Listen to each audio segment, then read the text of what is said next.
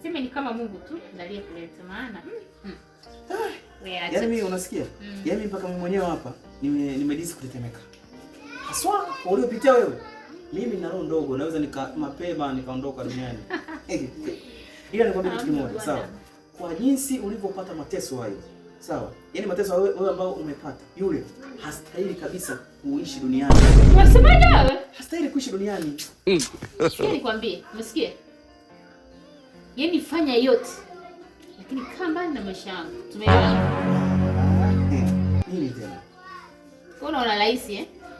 Kwa hiyo unamaanisha tuachane au nikae mbali vipi yani? Sasa unaambia kumuoa baba mtoto wangu hapo anategemea nini? Mimi mwanangu ataishi. Kwani hapa niishi vipi? Huyu mtoto ushanikabidhi mimi. Sio mtoto ulinikabidhi mimi, ngoja kwanza.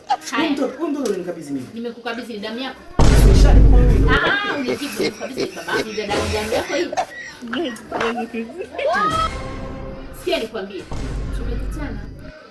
Umeniangalia hivi, mwanangu umekuta tayari naye. Kwa sikia nikwambie. Kama unaona umechungushi na mimi, basi tumesha. Mama yangu. Ndiye muoga. Sasa ngoja nikwambie sawa.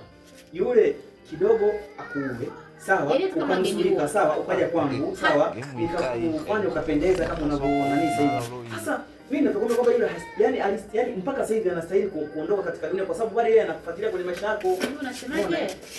Sikia nikwambie. Unanisikia? Achana na maisha yangu. Goodbye.